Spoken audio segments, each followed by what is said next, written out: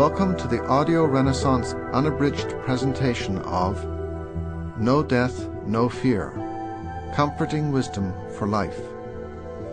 Written by Thich Nhat Hanh, produced by Jill Whitesides, and read by Ken McLeod. We begin with this foreword by Pritam Singh.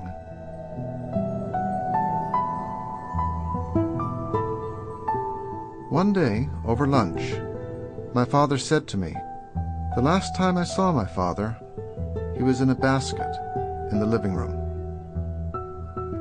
We were sitting together at the outdoor dining area of a Mexican restaurant in Key West, Florida.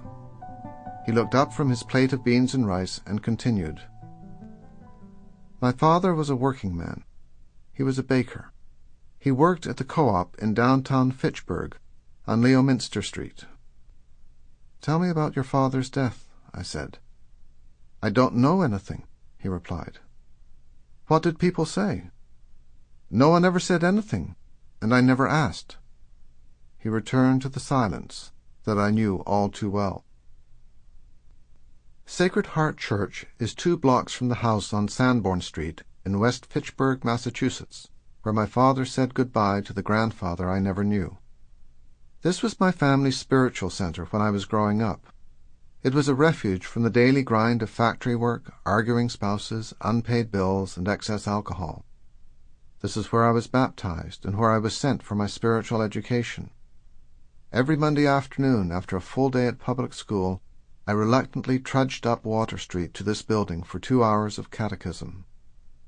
I still remember the first day, sitting next to my cousin Patty, our fresh new catechism books in hand. As 2 nuns stood in front of the class, we were told to open our books to page 1 and to memorize 3 questions and their 3 answers. Who made me? God made you. Why did God make me? To love and serve Him.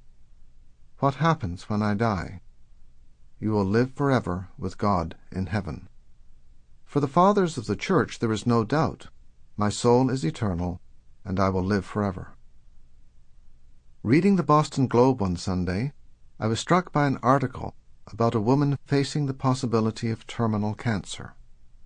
The story began, "A young life interrupted. Adriana Jenkins doubts God exists, or fate. When we die," she says, "we are gone, ashes to ashes, dust to dust." But she imagines death often, the pain, floating upward, looking down on mourners around her hospital bed, a shimmer of light, and finally nothing. Off, like a light switch. This has become the main alternative for those to whom doubt itself has become a faith. When we die, we are gone. We are nothing. The first funeral I ever attended was in 1968. It was for my mother's father, my grandfather, Sam Rameau.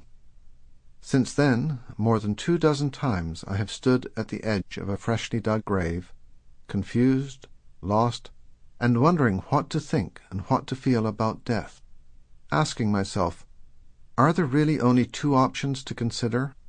The belief in an eternal soul, or annihilation?